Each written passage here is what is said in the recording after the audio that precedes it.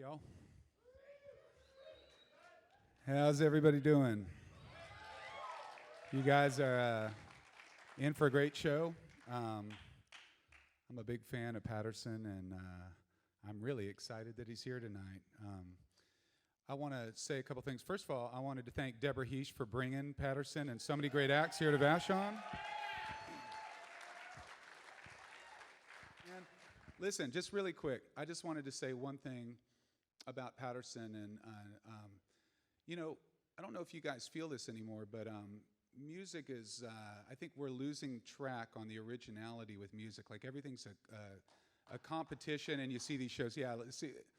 But the deal with art is it's about having a voice. It's about having your own voice, and I've been a fan of the Drive-By Truckers and Patterson for quite a few years, and I think the thing that impressed me when I first heard him is that he's from a place. Like, he's definitely a Southern man, but his brain is expansive, and his soul, he's always looking. You can hear it in his music. He's a champion of so many young bands, and a great songwriter that speaks to the truth of the power of the South. So y'all have a great night tonight. Patterson Hood.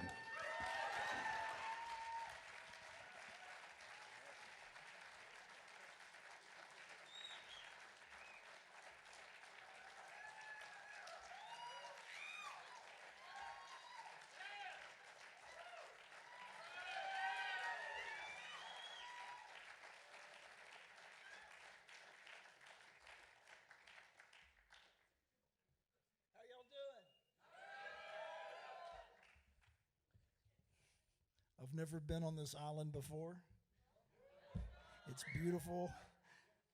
Even just take the ferry. I generally hate ferries because they kind of scare me, but I had an incident on the way to Dublin one time that was so terrifying. And so I was like, oh, I got to take a ferry to this gig. Oh, shit. And then I got there, and it's like, God, this is so beautiful. And I just stood there watching the mountain and the water and the island get closer, and it's like, man, I'm so lucky today. So thank you all so much for having me. I love those days.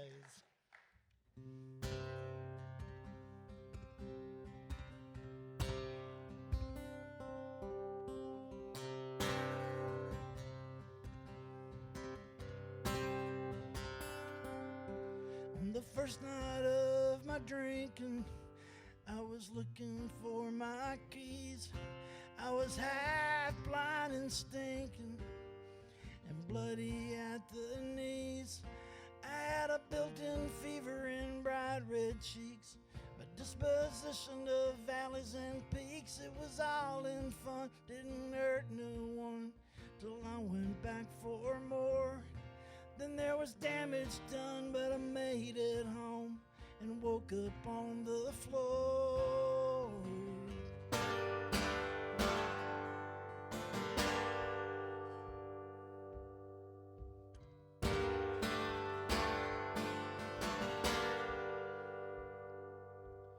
On the second night of my drinking, I was looking for my car, and as luck would have it, I found it parked outside my favorite bar.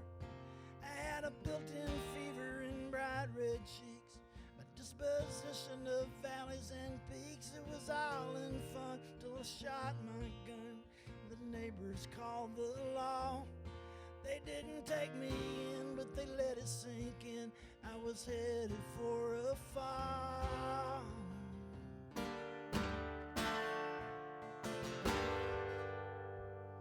Headed for a fall.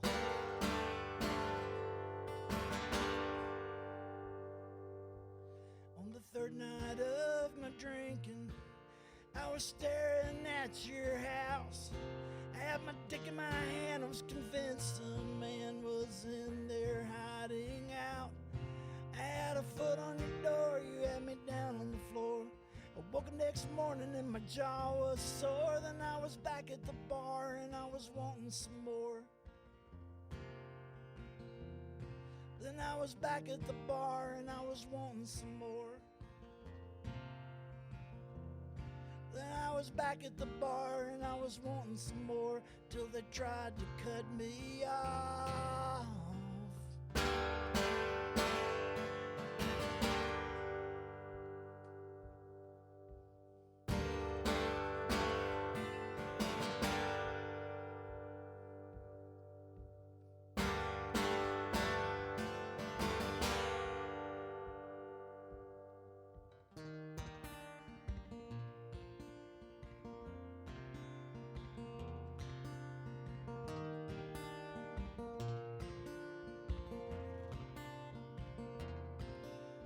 Fourth night of my drinking, I had to go it all alone, 'cause my friends list was sinking, and I was drinking like a stone.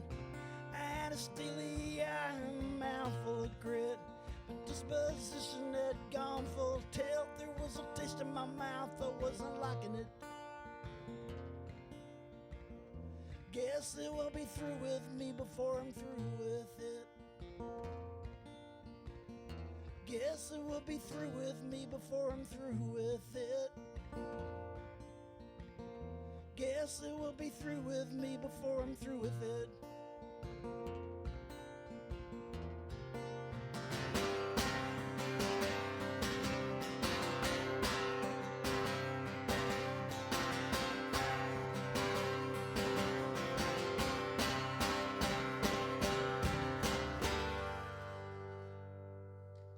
Thank you.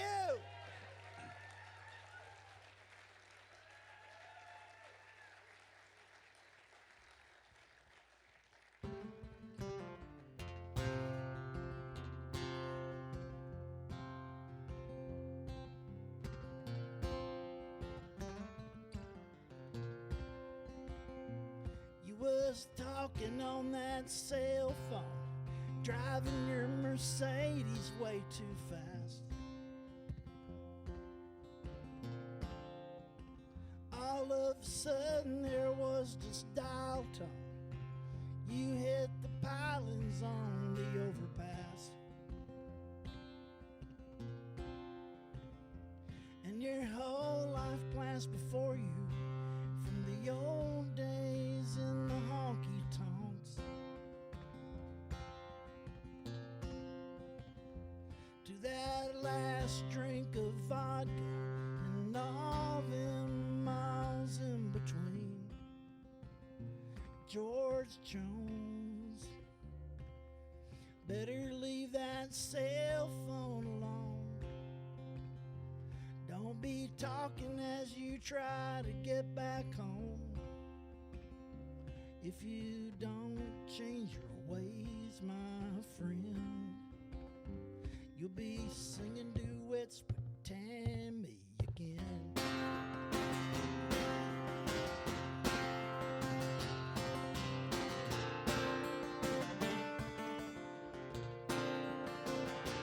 Foot down heavy on the pedal, talking to your daughter in the car. Next sound you heard was twisted metal, another dead genius country star. Better get your shit together, everything's been torn into.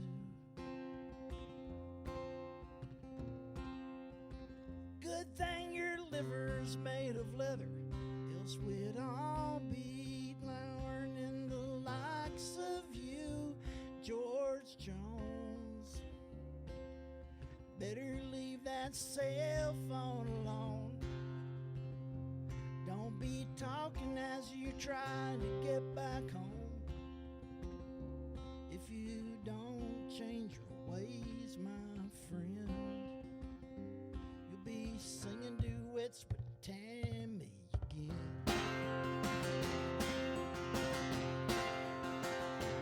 And I heard it on the TV, he almost stopped loving her today. Better stay on that riding lawnmower if you're gonna keep on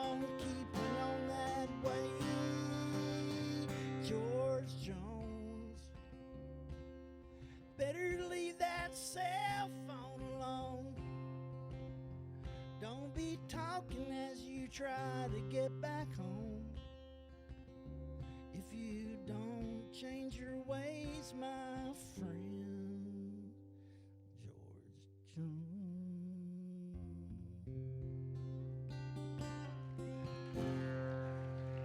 Thank you.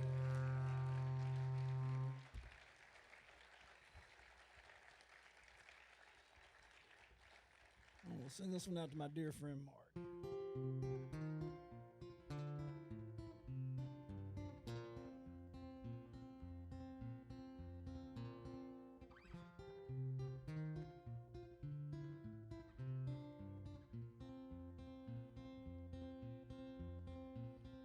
Something about the wrinkle in your forehead tells me there's a fit about to get thrown. If we get the van out of the ditch before morning, ain't nobody gotta know about what I done. And I never hear a single word you say when you tell me not to have my fun. It's the same old shit that I ain't gonna take off anyone. And I don't need to be forgiven by them people in the neighborhood. When we first hooked up, you looked me in the eye. You said, "Paul, we just ain't no good." We were heathens in their eyes at the time. I guess I'm just a heathen still. And I never have repented for the wrongs you say I done what I feel.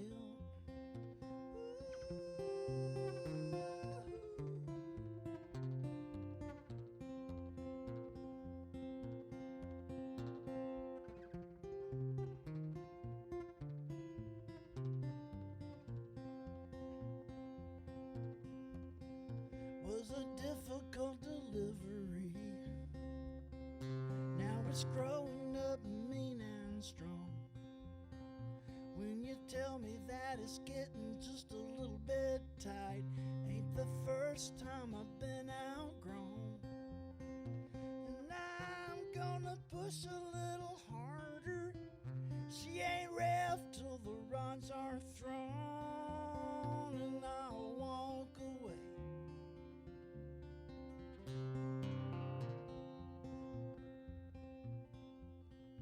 And I don't need to be forsaken by you or anybody else. And I never had a shortage of people trying to warn me about the dangers I pose to myself. Heathens.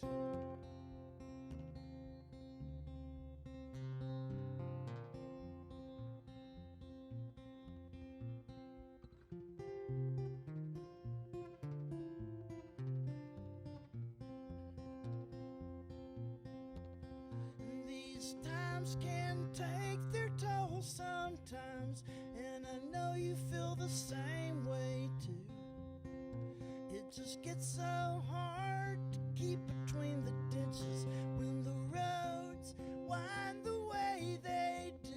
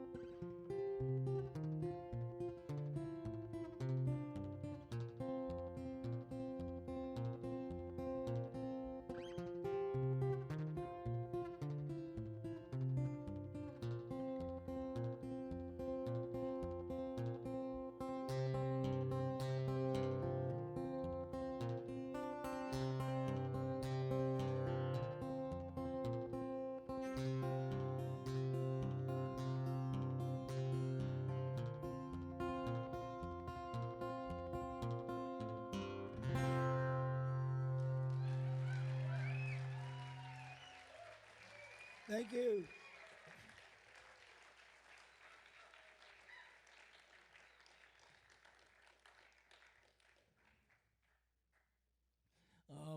I've got the best day job in the world. I play in drive-by truckers, and it's such a good job that I worked it for many, many years without getting paid a penny for it, and worked full-time, crazy hours, and spent years doing it. And then I guess I got lucky, and now I get to actually make a living doing like the greatest day job in the world. So I'm so thrilled. And like every other year, we're playing a good number of shows this year, but way less than most years, and because we've got a new record and it's going to come out in January, and so we're trying to not burn every town, and then the record come out and it goes, oh God, they're back again. They were just here the other day. So we're doing So we're doing some other things this year just to kind of keep everybody working without touring all the year long. So I'm starting tomorrow doing this tour with Mike Cooley, my partner in crime for 34 goddamn years. And he's probably flying in about now into Tacoma, into SeaTac. And so we're going to play in Tacoma tomorrow.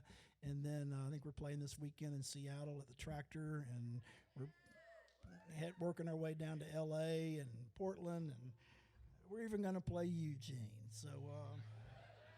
So anyway, we call that the Dimmer Twins. And it's something he and I have been doing as like one-offs and two-offs for the better part of about 8 years or so, but we've never until last month toured with it, and we're like, God, what if this breaks us up? 34 years, and then they go off in a rent-a-car as a duo, and they were never seen or heard from again.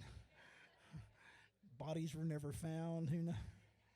But we actually had a really fun East Coast tour, and this is going to be better out here because it just kind of kicks ass out here,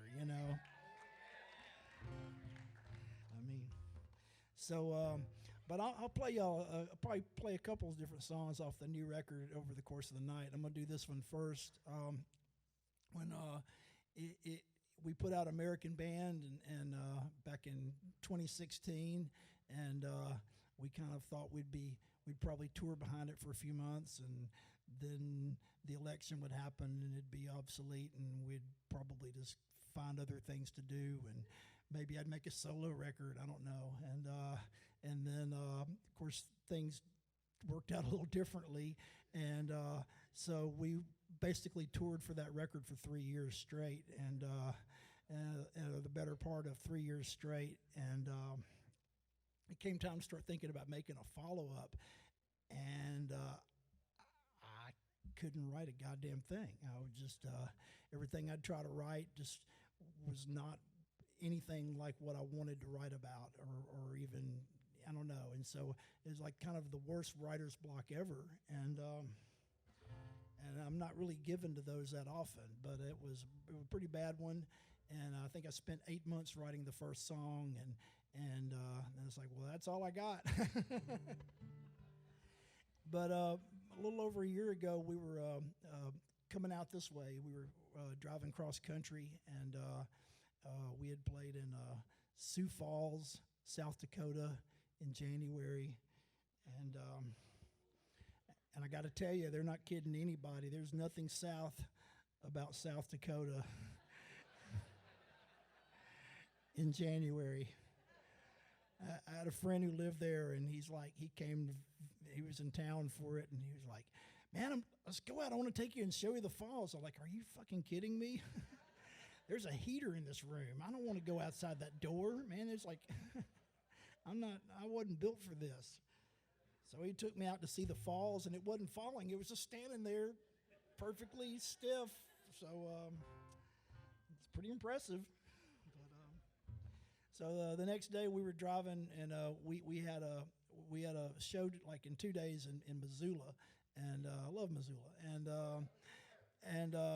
But if you're touring in a bus, the bus driver has to pull over about every 12, 14 hours, something like that. I don't know, a lot. He has to pull over at some point in time so he don't kill us. And we've had them that don't. We did a tour one time, and we had this Canadian. He was a former like a retired Canadian Mountie who was now a bus driver, and he drove us from Minneapolis to Seattle nonstop. I don't think he even peed the whole time. He just drove. If he peed, he tied something to the steering wheel and put a brick on the. It's like, hey, what's he doing going back there? Oh shit! But so we stopped for our required bus driver nap, and God, I hope he napped, and in a place called Gillette, Wyoming, and woo woo, somebody's from Gillette. You're from Gillette. Congratulations, you have won. I've never been to Gillette, Wyoming. Actually, I've still never been to Gillette, Wyoming. We were at a Holiday Inn Express on an off-ramp. It could have been anywhere in the goddamn country. It might have been anywhere in the country, but supposedly it was Gillette. And we were all hungry, and we were like looking on Yelp. It's like, 3-star Mexican, sold. You don't want no 3-star sushi in Gillette, Wyoming. But 3-star Mexican, that just means it's covered in like melted cheese. It'll be awesome. It'll be just exactly what we needed. So we walked out of the Holiday Inn Express, and our bus was parked underneath this giant billboard that said Oasis Tanning Salon. And I don't know where they come from, but that was all it took. It broke the dam. And by the time we got to the 3-star Yelp reviewed Mexican restaurant, I wrote the first verse on a napkin, and then after my 2 enchiladas, extra beans, no rice, hauled ass back to the Holiday Inn Express, and I wrote this song in it. And so it's going to be on the record, and it's called 21st Century USA.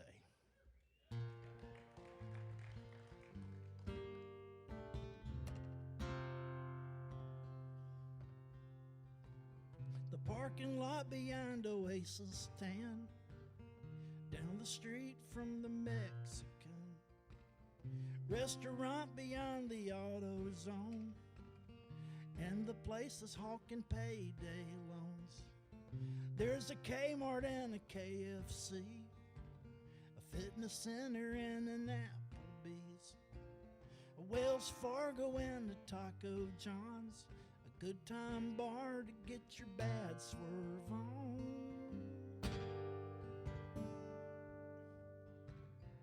In a town that's named for razor blades, all American but Chinese made, folks working hard for shrinking pay, 21st century USA.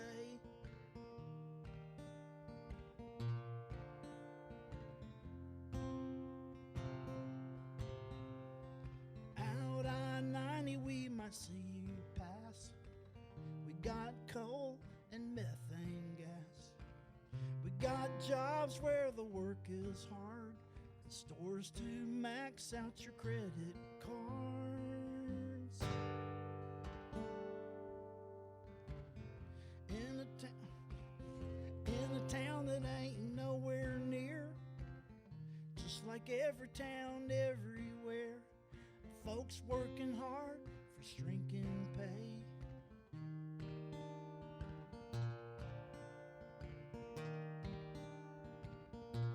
Say we have to hang on just a little bit longer, and a savior will come our way. We'll know him by the neon sign and the opulence he maintains. If Amazon can deliver salvation, I'll order it upon my phone. With Big Brother watching me always, why must I always feel so alone?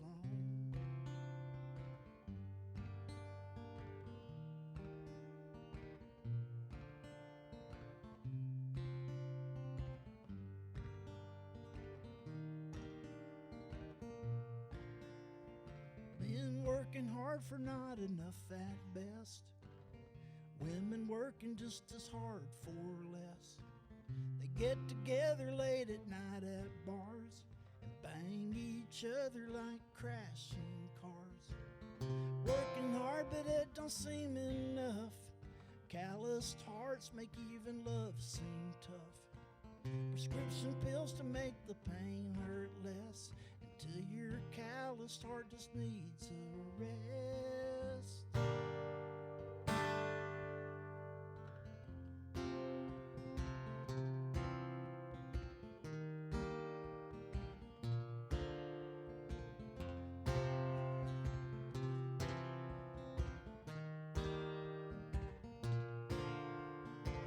Look at your children and you hope and pray they can conjure up a better day. No one remembers how it got that way. 21st century USA.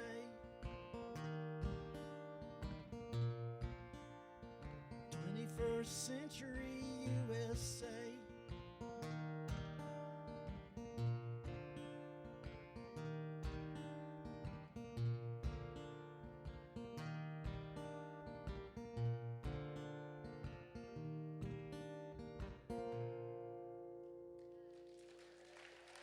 Thank you.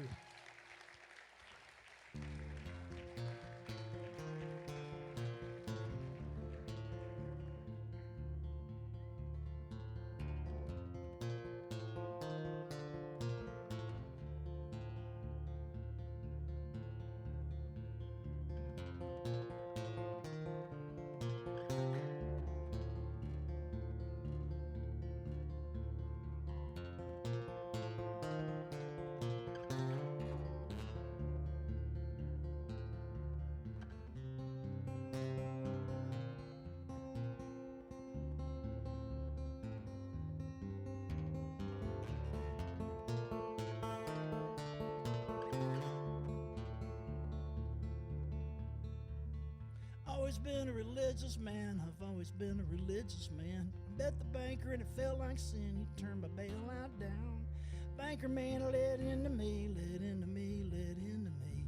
Banker man let into me and he spread my name around. He thinks I ain't got a lick of sense cause I talk slow, my money's spent. I ain't the type to hold it against, but he better stay off my farm. Cause it was my daddy's and his daddy's before, and his daddy's before, and his daddy's before. 5 generations and an unlocked door and a loaded burglar alarm.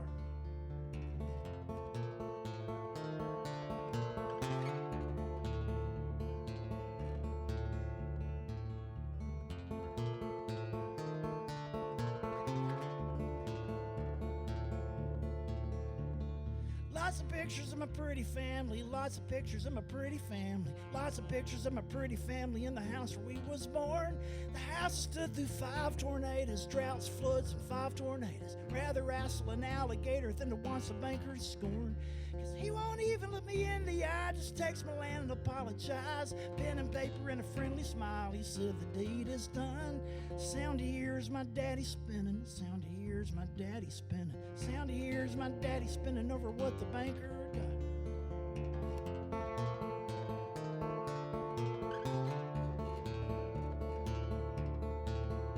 What he done?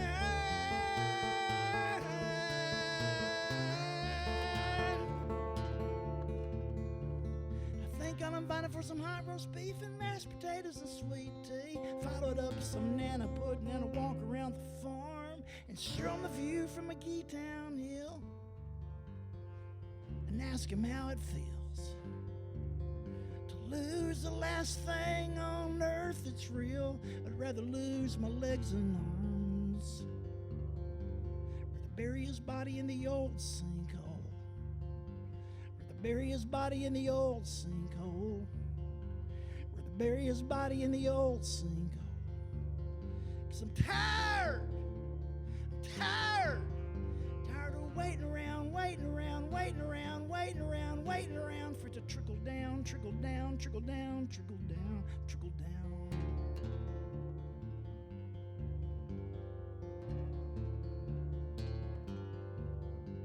And damned if I wouldn't go to church on Sunday.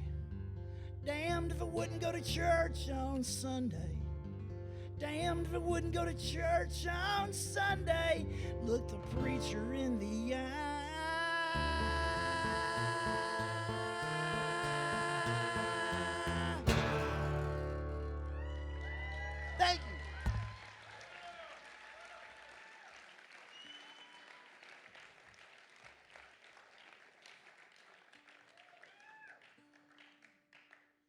Y'all doing all right?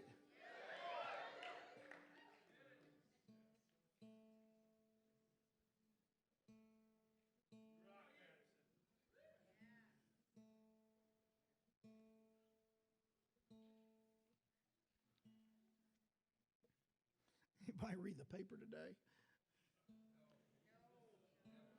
Y'all are smart.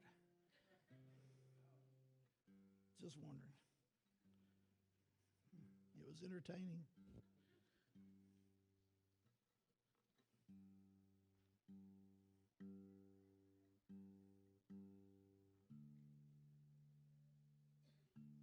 There we go. Come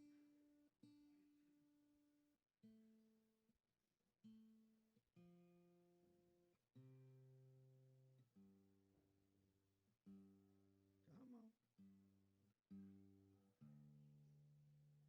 Yeah, that'll work.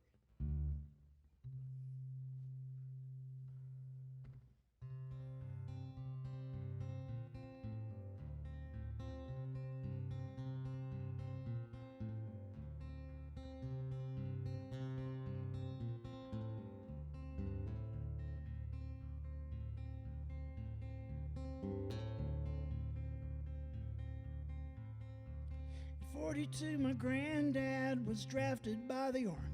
They sent him off to fight over in Germany. Left my grandma at home with a brand new baby boy. And my mom was born the day they bombed Hiroshima. Not long after that, my granddad got to meet her.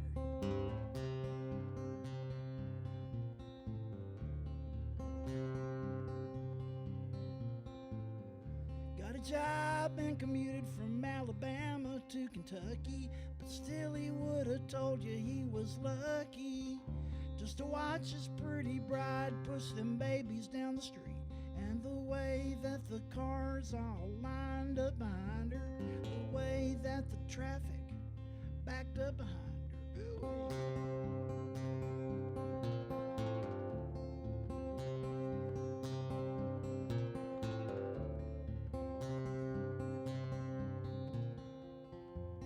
Granddad's lost his mind 'cause he'd rather not remember anymore. And he refuses to stop driving, so Grandma's locked his keys next door. And he spends his days just looking around, looking around, looking around. But he's forgotten what he's looking for. He's forgotten what he's looking for. He's forgotten what he's looking for.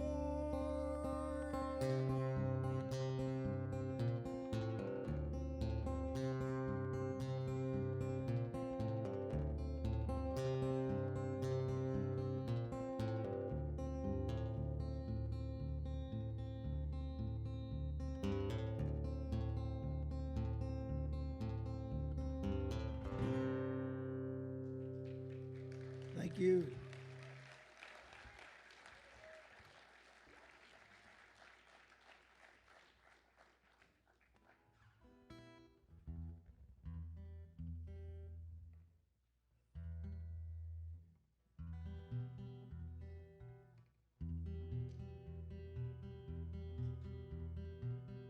It's another new one.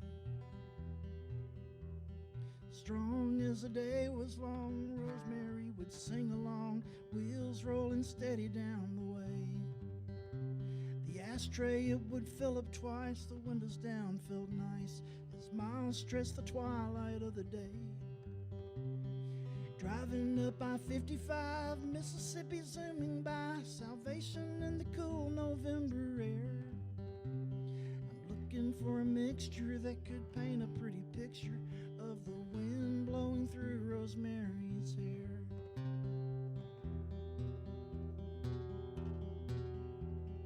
Her daddy knows her eyes of the sun, asked me why I thought I was the one her eyes could be deemed worthy to ever cast upon Rosemary with a Bible and a gun.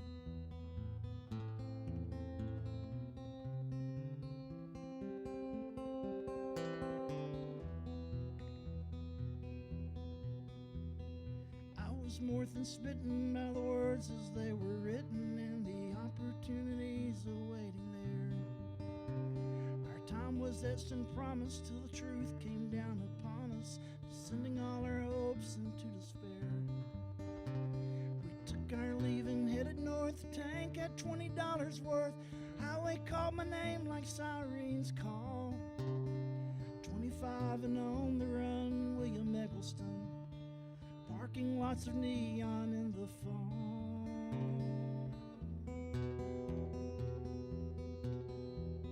Her daddy's eyes drew fire into the sun.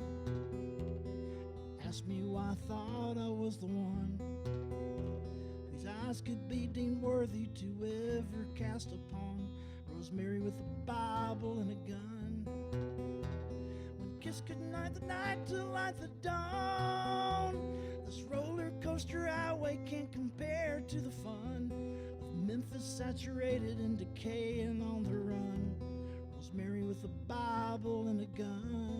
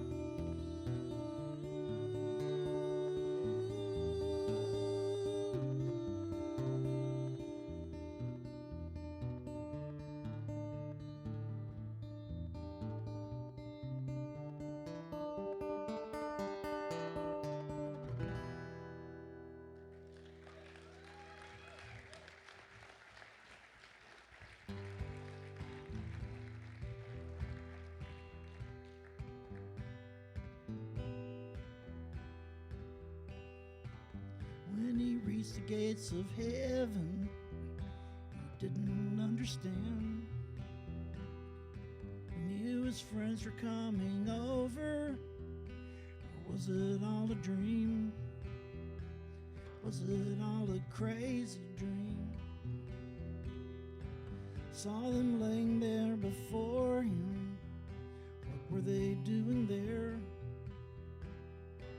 Felt like home, it must be alright. Or was it all a dream? Was it all a crazy dream? Memories replayed before him, all the tiny moments of his life. Lying around in bed on a Saturday morning, 2 daughters and a wife. 2 daughters and a beautiful wife.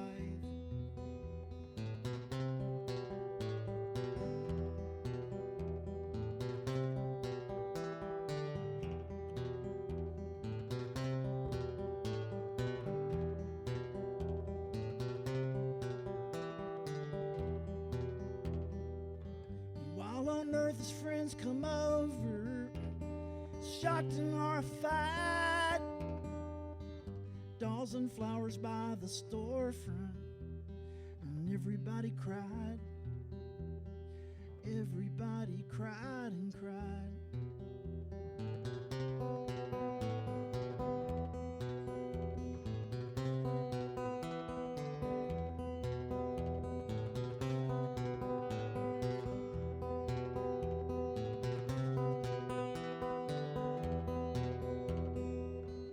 Is there vengeance up in heaven?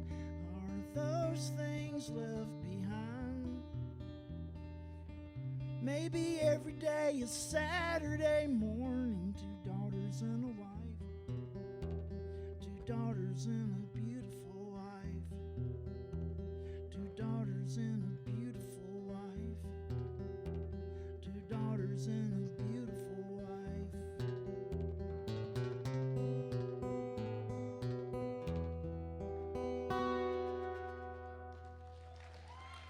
Thank you.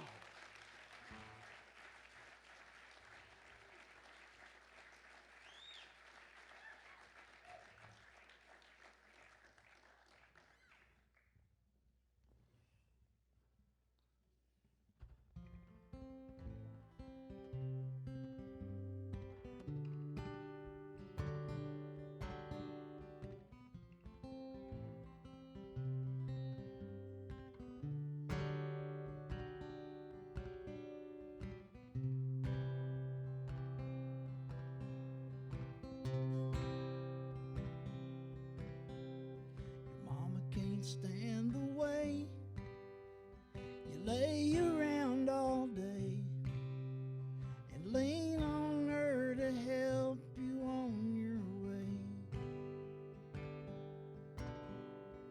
You use her credit cards, complain 'cause it's so hard to live with all the whiteness you've obtained.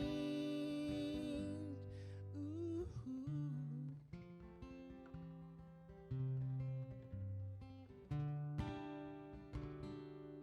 Ooh.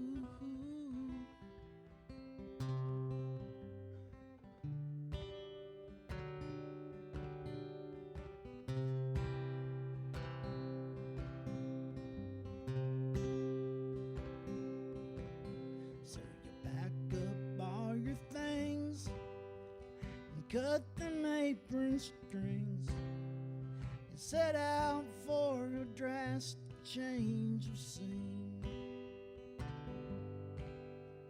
You move to higher ground and never let them down, or take the time to ponder what it means. You climb up to the roof to smoke a few, to calm down from your day and soak the view. And you wonder what the hell you're gonna do to hang on.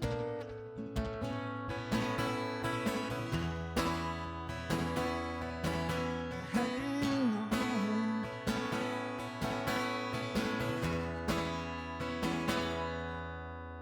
It isn't any wonder when the darkness pulls you under from the weight of all your wonder, and the price you've got to pay is a feeling kind of sickly, and it's all come to you so quickly.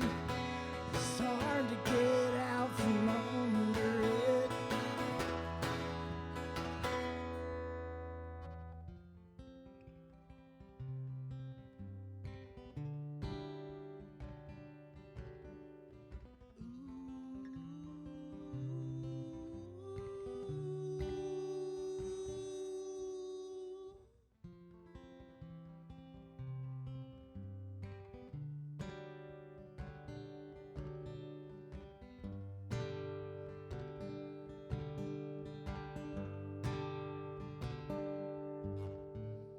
The night it grows so long, but you put it in a song. And suddenly the whole world wants to sing. So you move to higher ground and put some deep roots down and take the time to ponder everything. But sometimes in the silence of the night, a voice might try to tell you it's not right. So you close your eyes and try with all your might.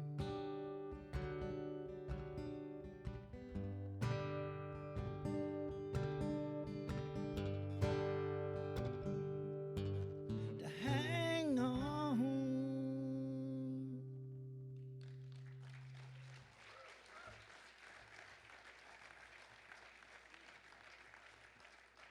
Thank you. Do another new one for you.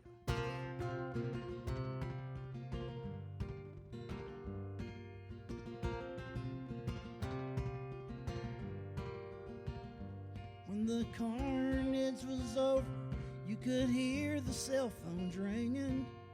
You could smell gunpowder in the air. And on the bloody ground, the LEDs were blinking. Deliver us from evil thoughts and prayers.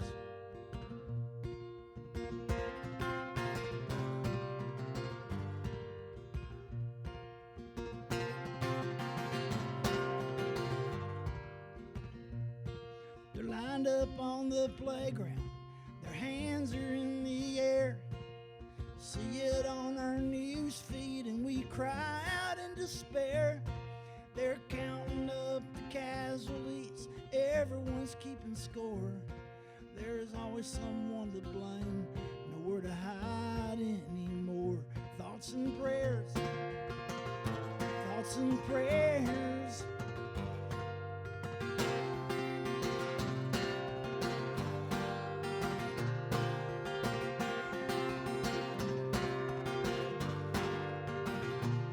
This white noise in my head, I think I need a filter, a pressure valve to keep from blowing up. And when the shit comes down, I hope I can rise above it. Hold me closer when I've had enough. Thoughts and prayers, thoughts and prayers. Glory, hallelujah, you are in our thoughts and prayers. Glory, hallelujah, you are in our thoughts and prayers.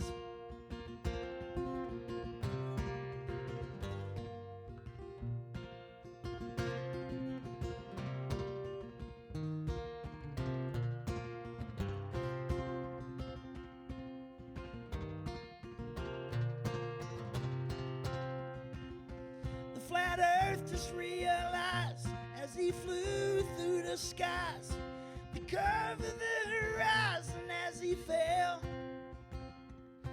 He saw the world was round just before he hit the ground, and gravity called out to close the deal.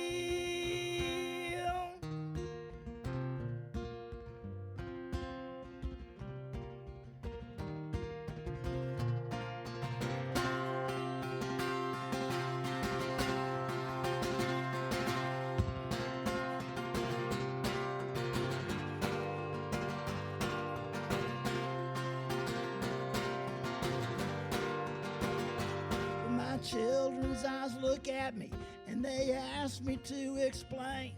It breaks my heart to have to look away. The powers that be are in for shame and comeuppance when generation locked down as their day. They'll throw the bums all out and drain the swamp for real. Perp walk them down the Capitol steps, show them how it feels. Tramp the dirt down Jesus, you may pray the rod will spare. Stick it up your ass with your useless thoughts and prayers.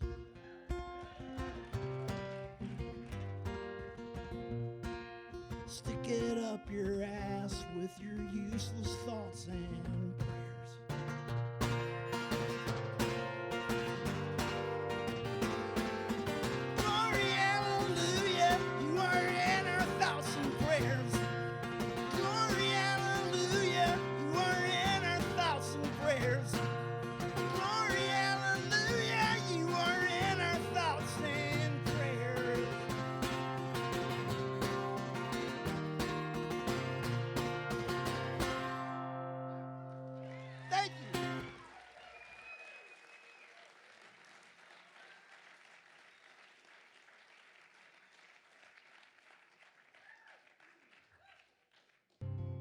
When they thaw out Uncle Disney, all his tunes gonna be just fine. America's just a giant theme park. Put on them mouse ears and get in line. When they thaw out Uncle Disney, boy, won't he be surprised. Cartoon cures for all our cancers, thunder clouds in the Florida skies.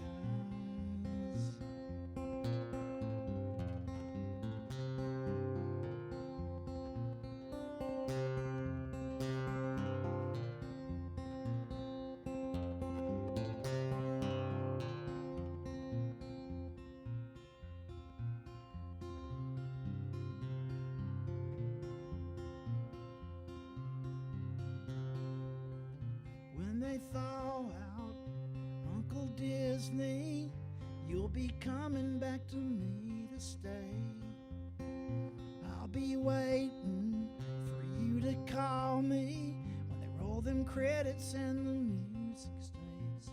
When they thaw out Uncle Disney, heads will roll, I'm afraid. Someone will be held accounted. About 50 years of decisions. 50 years of decisions.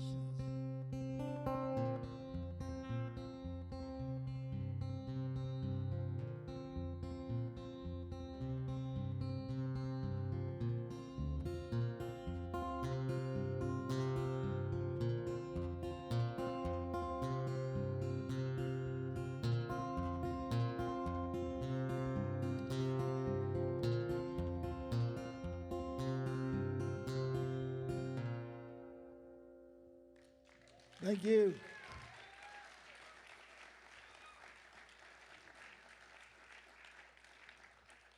Let's see here. What do we want to do? Something different. I know one. I got one to do. How about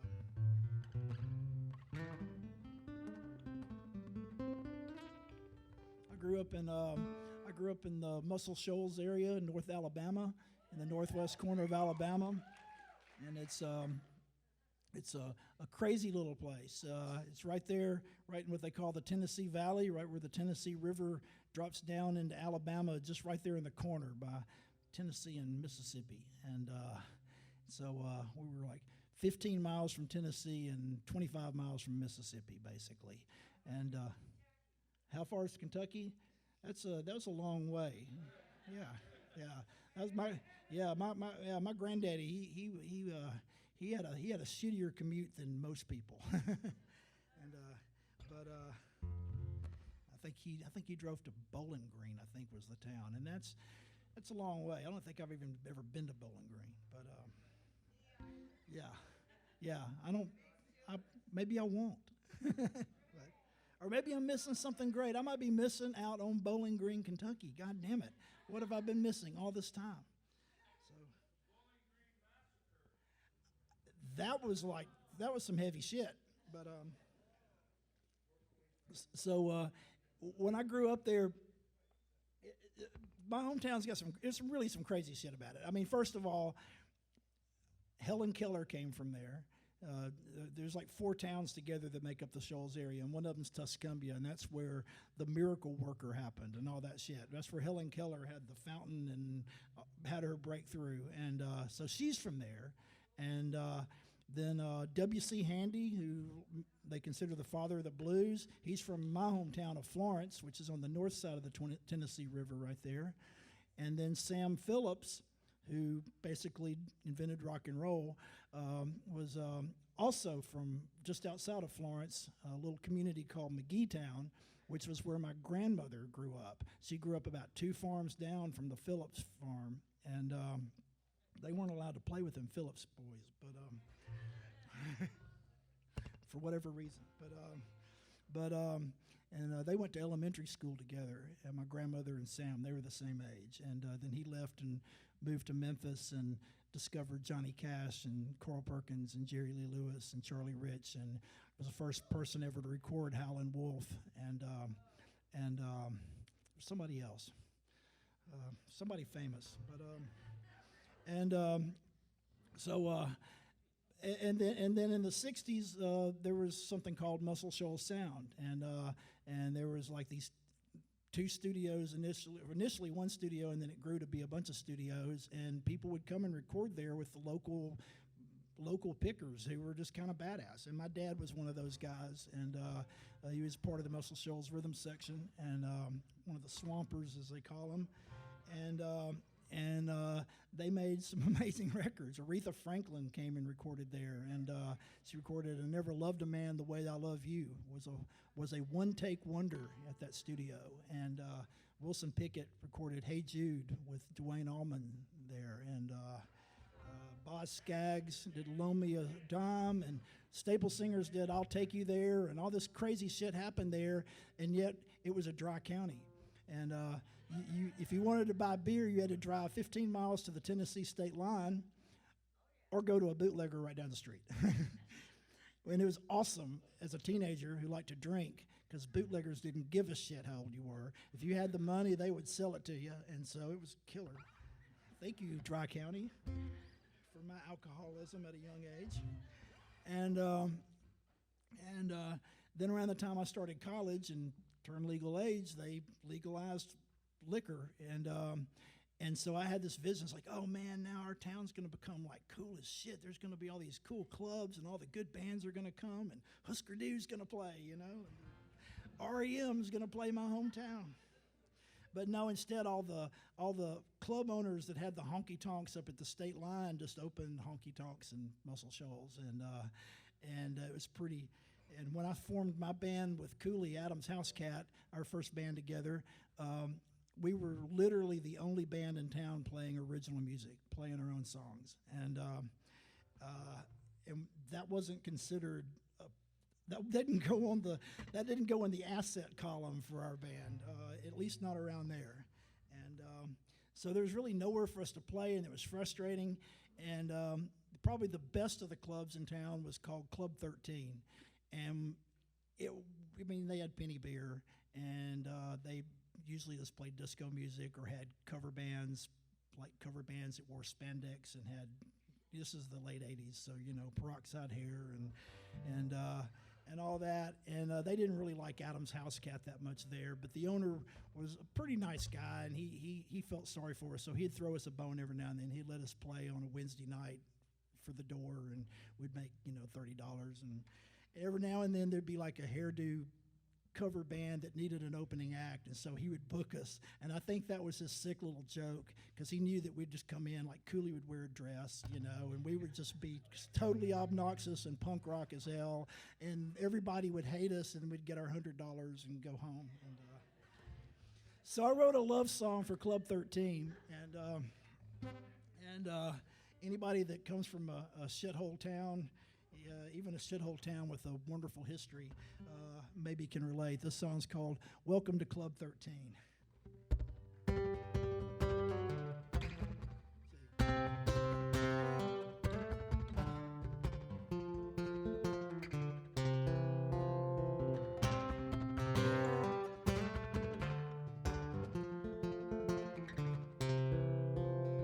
Welcome to Club 13.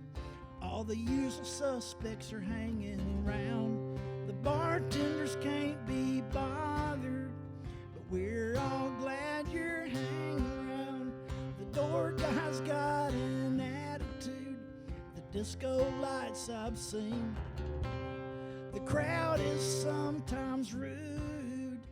Welcome to Club 13.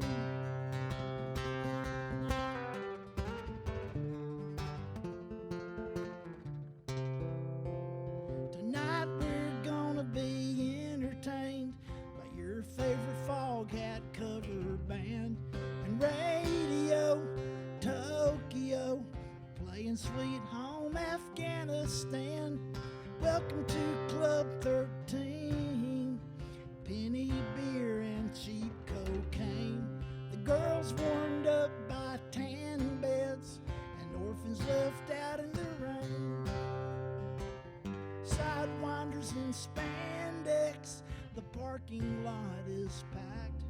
Everyone's waiting outside. Meanwhile, Adam's House Cat is the opening act. Train songs and people who died. Train songs and people who died.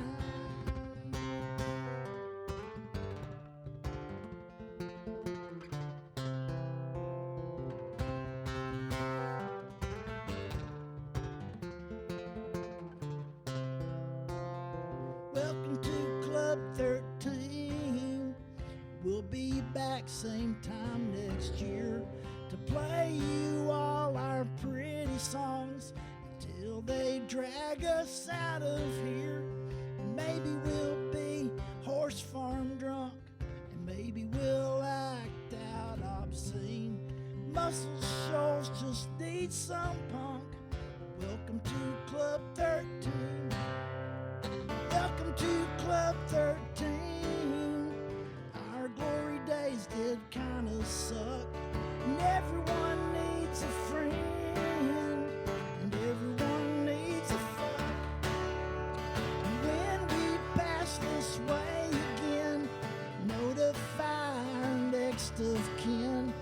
We'll smell of weed and gasoline. Welcome to Club 13. We'll smell of weed and gasoline. Welcome to Club 13. Thank you.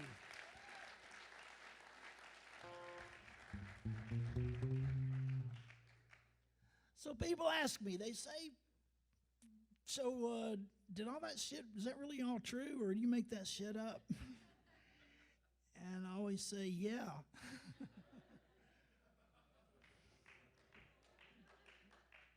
The ones that are true, I kind of make up, and the ones that I make up are still pretty damn true. But this next song is fucking true. It's all true. It's so true that I actually wrote it as it was happening. I just started just writing down what was happening around me, and it was I don't know, 2002, 2003, sometime. Then the truckers were just starting to kind of do pretty good, but not good enough to where we were actually quite making a living. And so whenever the band was off from our 250 days a year we were playing at that time, I would go out and pick up any gig I could get solo. Just I think we had a baby on the way. It's like, so I was just doing anything I could do.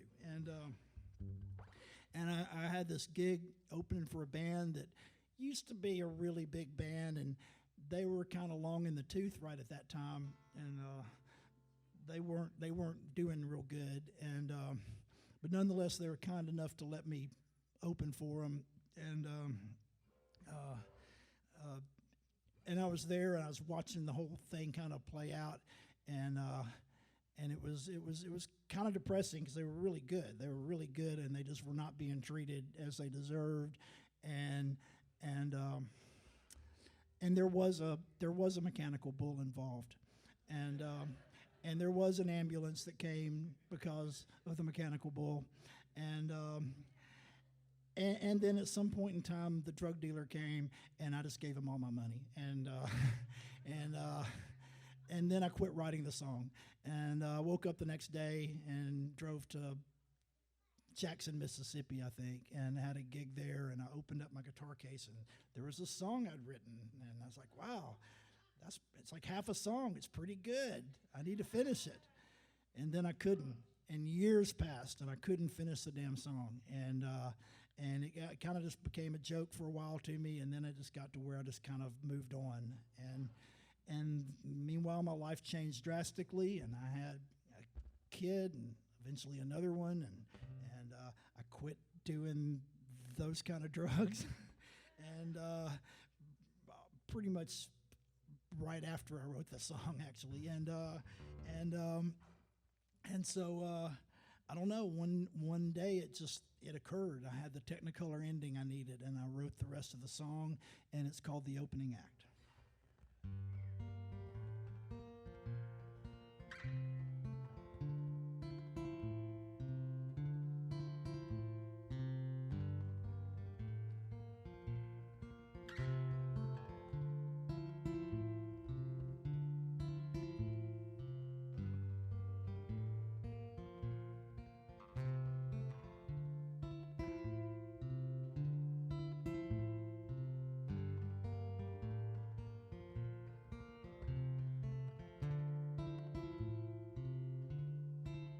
There's a big fat man riding a mechanical bull in slow motion, like Debra Winger.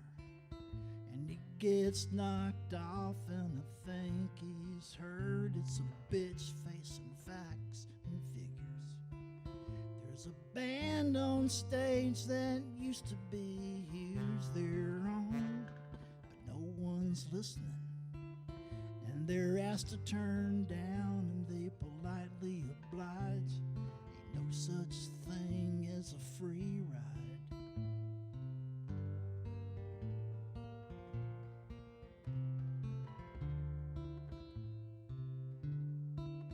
And it ain't my night, and it ain't my town, and I ain't being condescending. It's just the opening slot, and I hit my mark and leave as the crowd is thinning.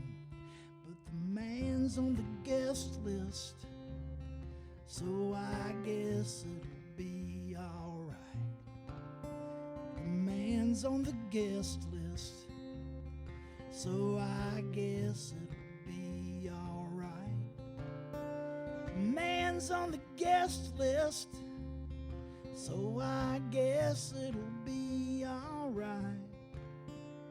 Man's on the guest list.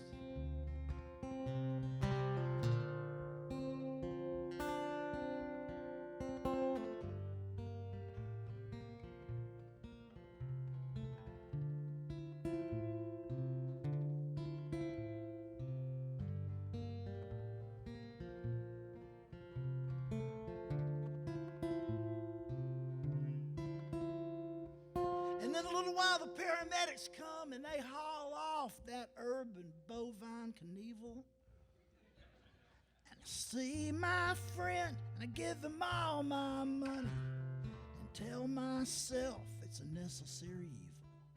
And it's all such a fleeting thing, so I guess I'd best try and enjoy it. All this beauty in just enough time to figure out how to destroy it. I'm just the opening act.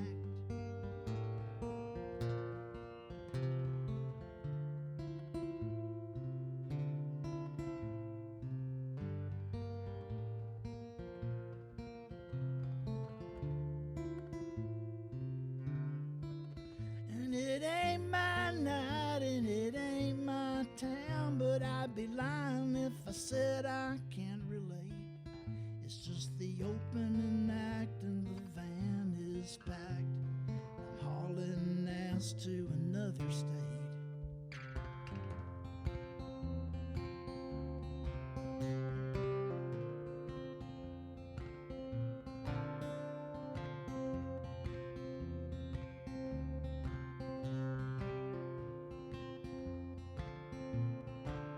And I'm driving north as the sun is rising over a technicolor horizon.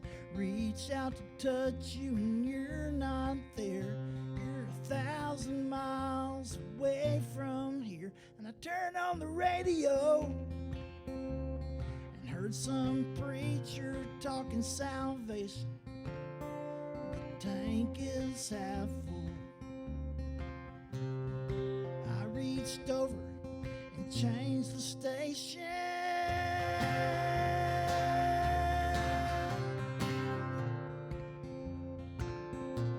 Just the opening act.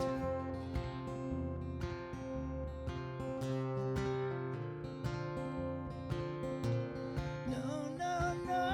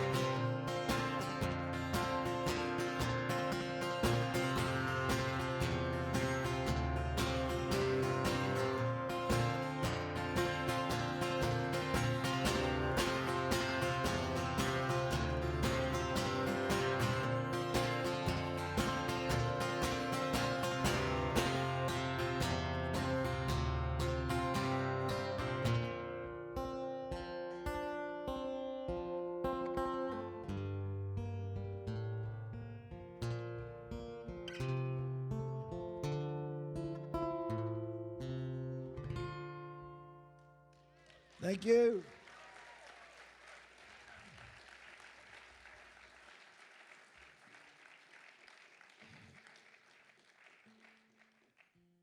So Mike Cooley and I started playing together in 1985, and we formed a band called Adam's House Cat, and we were both basically in the process of flunking out of college. Actually, when he met me, he had basically straight A's, and within a year, we had both flunked out of college, and his mama maybe has forgiven me by now, or maybe she's just gotten over being hostile to me, to my face. I don't know. But for many, many years, she had a death grudge against me, even though it really wasn't my fault.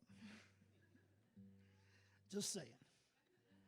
So I was writing record reviews for the Florala, which was the student paper at the University of North Alabama. And one of the records I reviewed one week was Tim by The Replacements. And I got so obsessed with that album, I dropped out of college, basically, and devoted the rest of my life to rock and roll. So thank you, Replacements.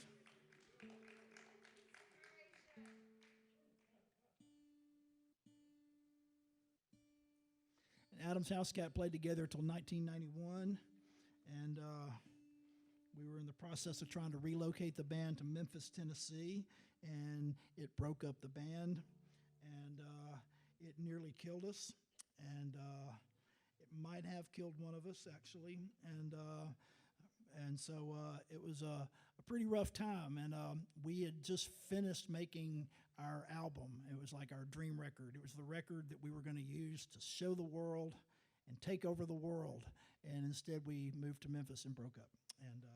And the record was lost for many years, and at one point in time, we even thought it had been destroyed in a tornado. And that's a true story. A different tornado than the one I wrote the song about. This happened after I wrote that song. So life is really strange sometimes. But the tapes turned up, and about a year ago, we mixed them, and we mastered it, and we put it out last fall, and it's called Town Burned Down. And after the show, I've got a little bit of merch, not much. I've got a couple of show posters from last year, but they're kind of cool. I'll sell them really cheap, and I'll autograph them if anybody wants that. They wants me to write all over it or something, and I've got copies of the Adam's House Cat record and maybe a couple of my solo records, I think. So at any rate, if you're interested, we'll talk after the show. I'll sell you a Buick. And they still make Buicks? I think so. Okay. But I'm going to do a Adam's House Cat song for you. And we had this propensity for writing train songs, and which nothing said success in the 1980s like an album of train songs. Trust me. We were destined to go places. And so we really did make an album of train songs. A 4-track record called Trains of Thought. Isn't that clever?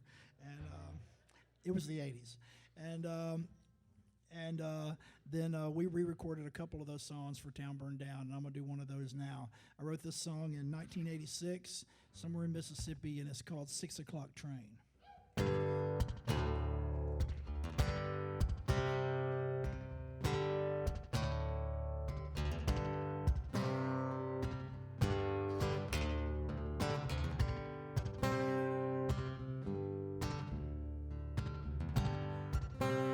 There's a long train that runs next to my house, 6 o'clock every morning. It wakes me up, it's straight out of town, but I don't know where it's going. It rattles my windows and shakes my floors. It almost makes my dishes break. I got this miserable feeling all around my head that I just can't shake. Makes me wanna jump on that 6 o'clock train, ride body right out of town. Makes me wanna jump on that 6 o'clock train. Body right out of town.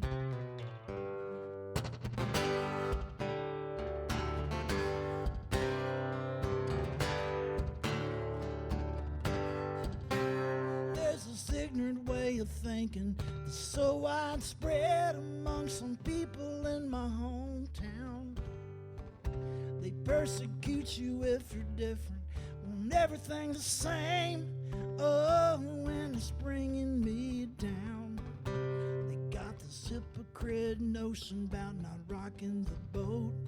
This Bible Belt morality they shove down my throat. I've had all I can swallow till I'm about to choke. I turn around and spit it out. And I've been searching for a jagged edge. Next time they try and bring my dreams down, makes me wanna jump on that 6 o'clock train. Body right out of town.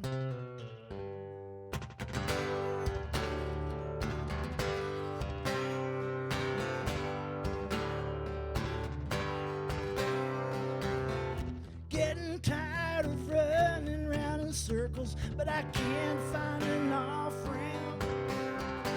See, I got this band, but there's no place to play, and it's like a local interest about to run my band away.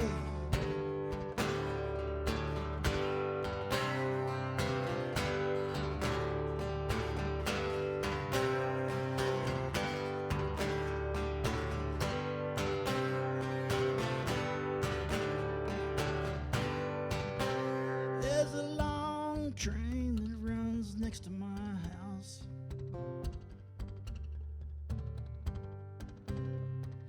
Wakes me up on its way out of town. But I don't know where it's going.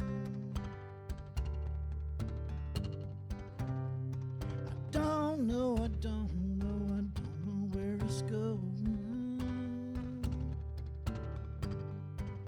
I don't know. I don't know. I don't know.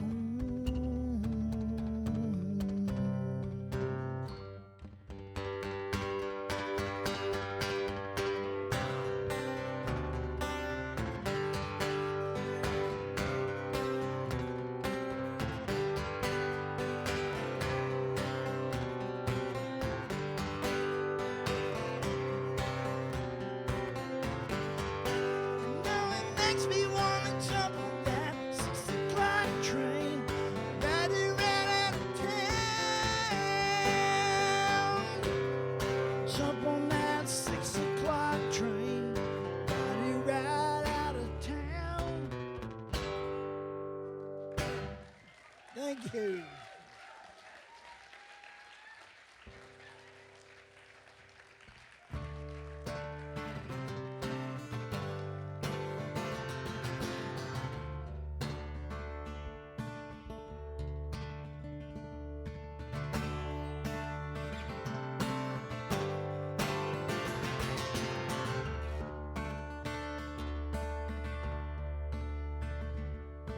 Church blows up in Birmingham for a little black girl's killed for no goddamn good reason. Now this hate and violence can't come to no good end. It's a thing on the good name. And a whole lot of good people dragged through the blood and glass. Blood stains on the good name. And all of us take the blame.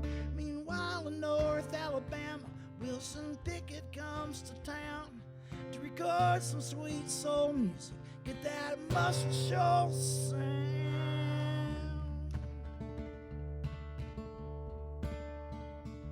Meanwhile in North Alabama, Aretha Franklin comes to town to record some sweet soul music. Get that muscle Shoals sound.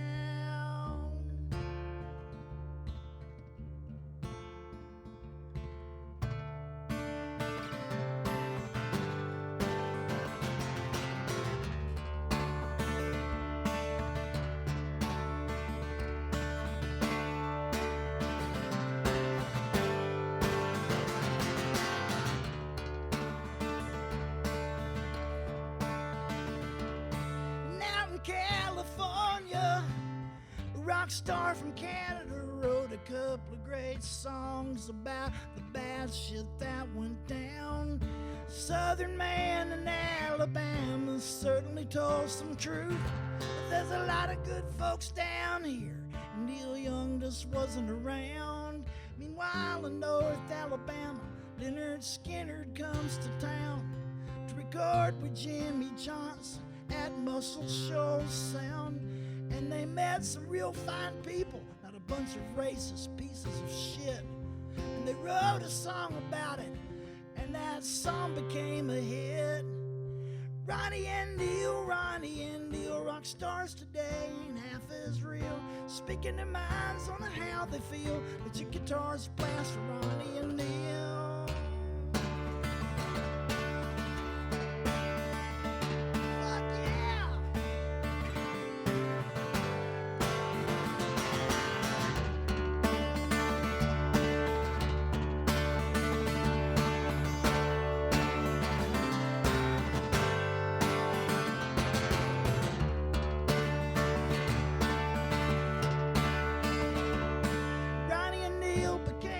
Friends, the feud was all in a song. Skinner was a bunch of Neil Young fans, and Neil, he loved that song. So he wrote Powderfinger for Skinner to record, but Ronnie ended up singing Sweet Home Alabama to the Lord.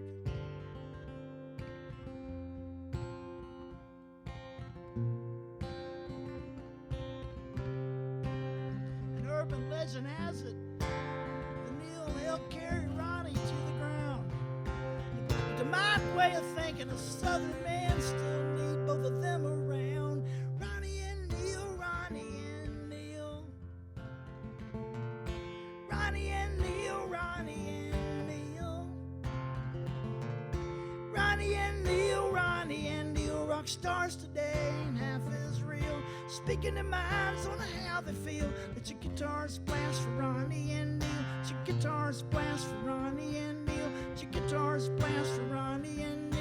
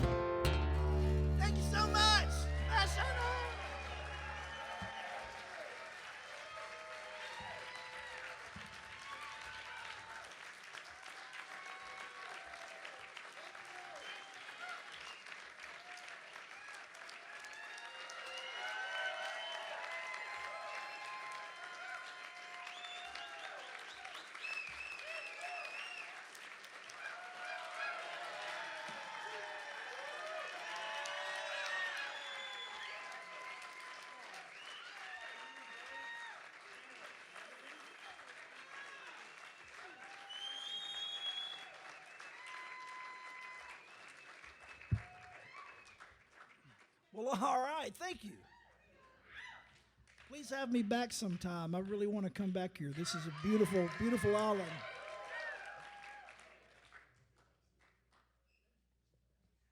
They bring me beer. It's awesome. It's really cold. It's a Pilsner. Rogers Pilsner. Delicious. All right, let's see here what we should do. Oh, man. Well, since I've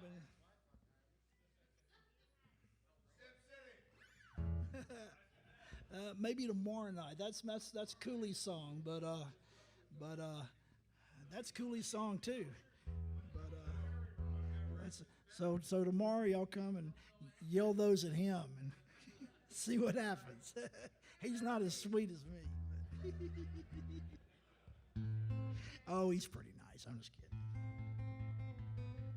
All right, let's see.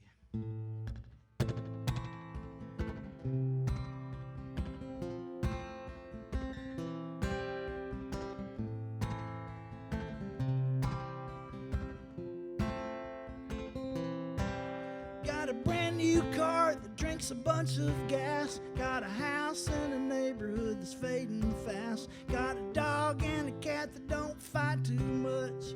A few hundred channels to keep me in touch. Got a beautiful wife and 3 toed kids.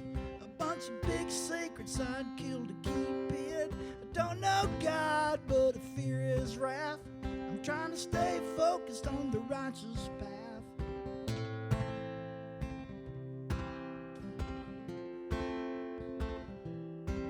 Got a bunch of big opinions that I hold dear.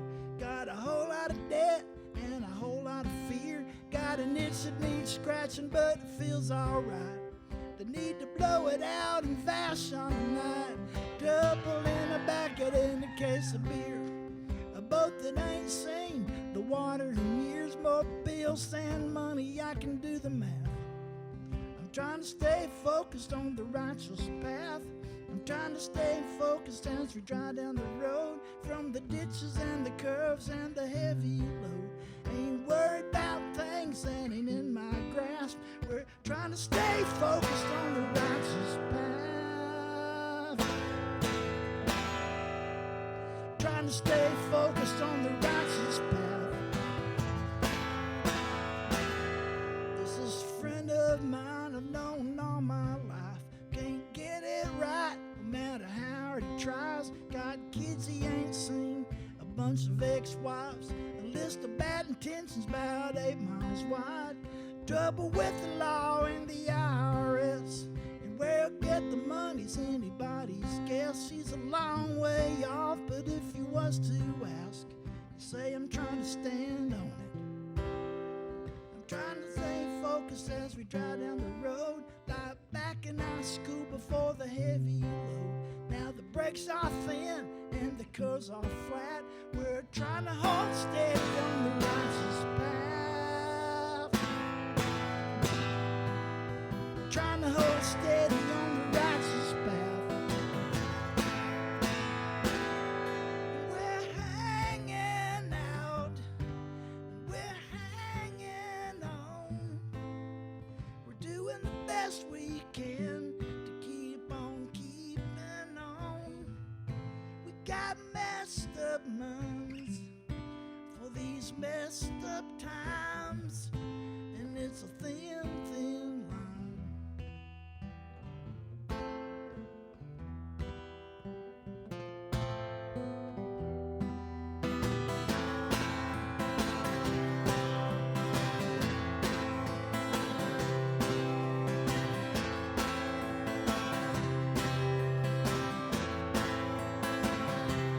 And I'm trying to hold steady on the righteous path.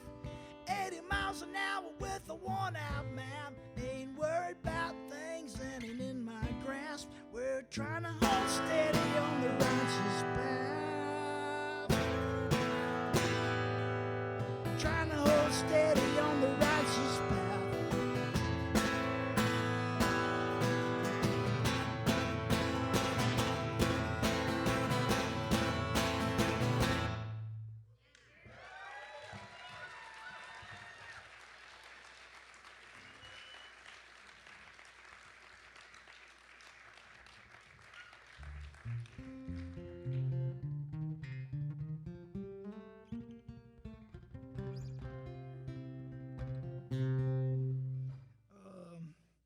Y'all want to hear a new song that isn't on the record?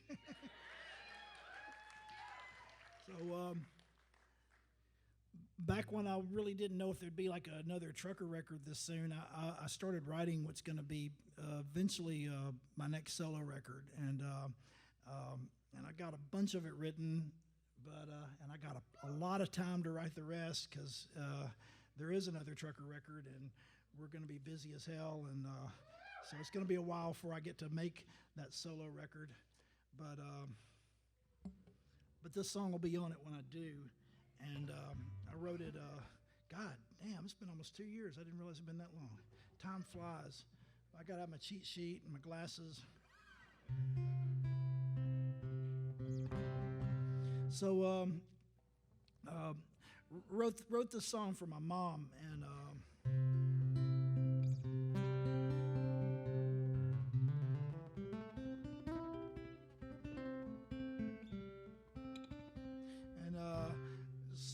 sometimes we don't get along great, but we try.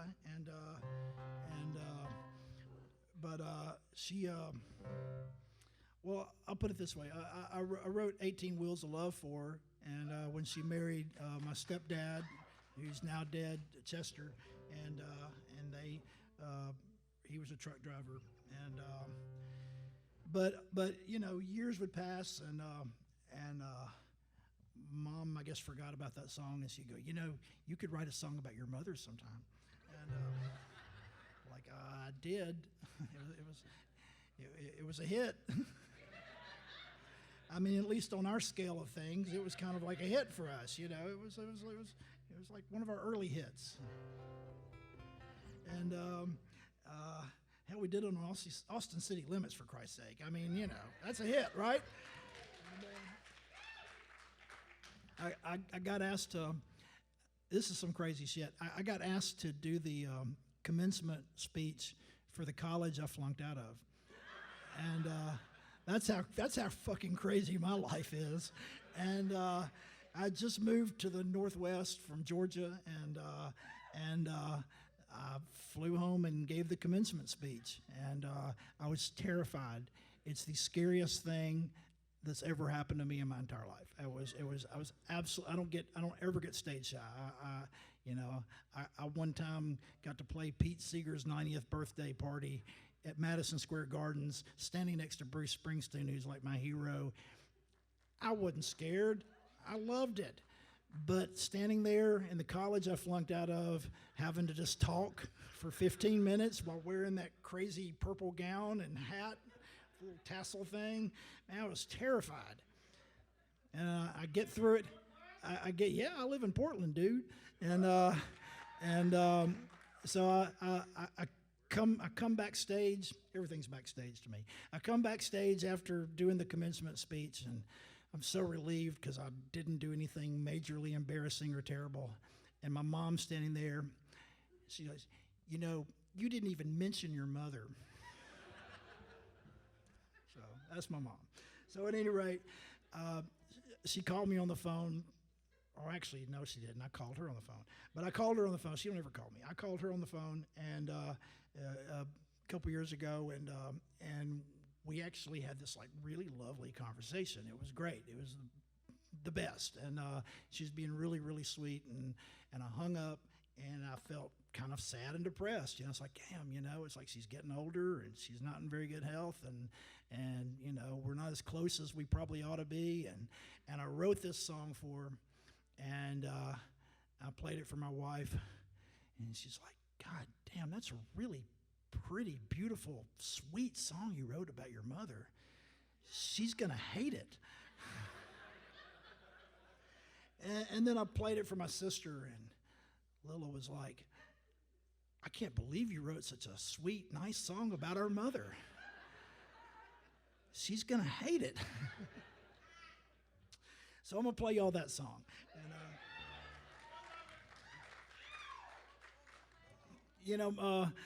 she hadn't heard it yet. She's going to hate it. One of the defining things in her life is she's never really gotten along with her brother. And she had an older brother, and he was kind of the guy who kind of could do no wrong in life. It all kind of worked out for him. Whatever he did, it all worked out. And he's really wealthy and did totally successful in all his endeavors, and they hated each other from childhood. They hated each other, and they still don't like each other. It's like what do you have to fight about now? So at any rate, this song's called Scott's Sister.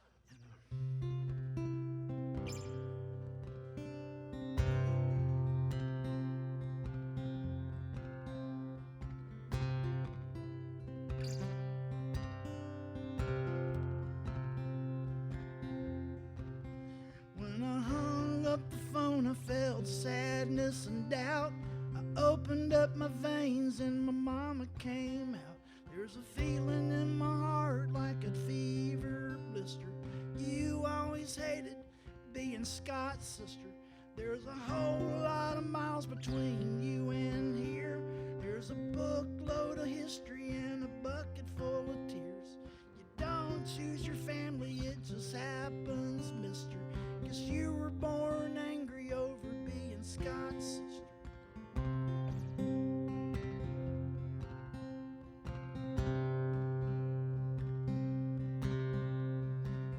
could stretch my arms across the USA, I still couldn't reach where you are today. I know that there have been times when I wanted it that way, but time has a way of leveling things.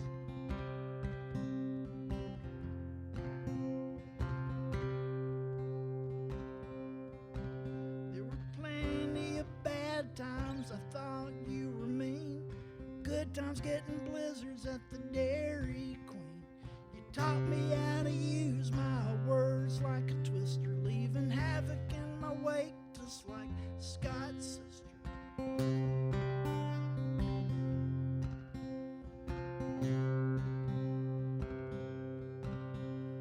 Your brother was a force of nature, I guess. The attraction he attracted overshadowed your dress. I guess there's no denying he was your mama's favorite. He was up in the clouds where you were down on the pavement. Up in the clouds where you were down on the pavement.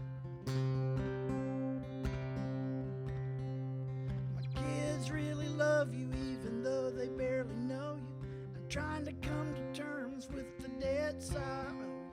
I wish that I could take away the pain you're in, and I hope I get to see Scott's sister again. I hope I get to see Scott's sister again. If I could stretch my arms across the USA, I still couldn't reach where you are today. I know that there have been times when I wanted it that way, but time has a way of leveling things. Time has a way of leveling things. I'm surprised at the things I sometimes write about. I opened up my veins and my mama came out. There's a buzzing in my brain like a bad transistor. There's a bee in your bonnet over being Scott's sister.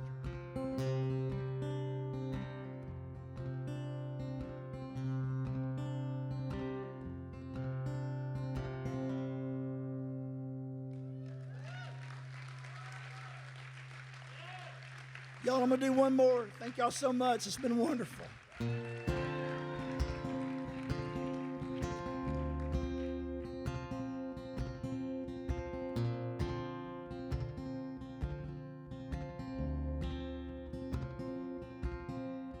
Wake up tired and I wake up pissed. Wonder how I ended up like this. I wonder why things happen like they do. But I don't wonder long, 'cause I got a show to do.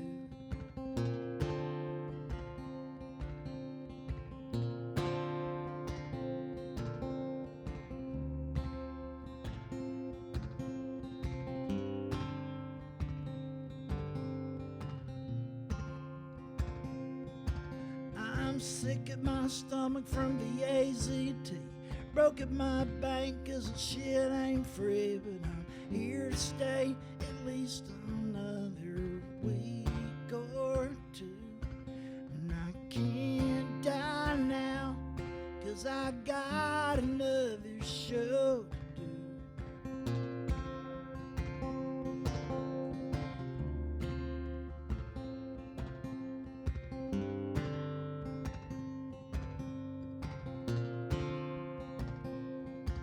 Don't give me no pity, don't give me no grief. Wait till I die for sympathy. Just help me with this amp and a guitar or two. And I can't die now 'cause I got another show to do. And don't give me no preaching, no self-serving. I ain't no angel, but nobody's deserving.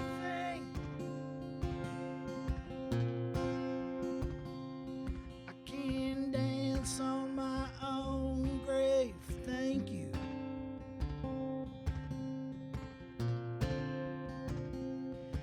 But I can't die now, 'cause I got another show.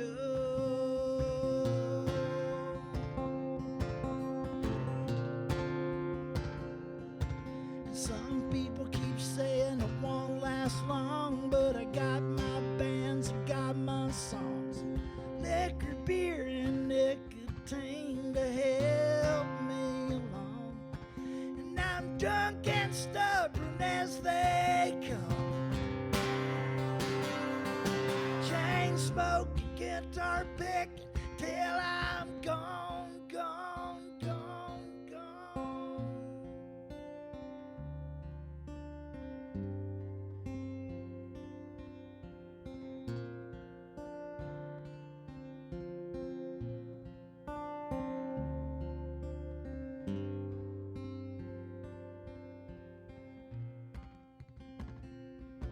And ain't got no political agenda, and ain't got no message for the youth of America, except wear rubber and be careful who you screw. And come see me next Friday, 'cause I got another show.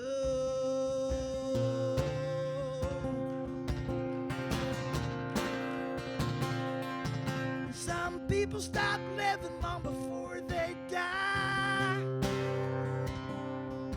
work a dead-end job just to scrape on by. But I keep living just to bend that note in two. And I can't die now, 'cause I got another show. For Gregory Dean Smalley, Cabbage Town.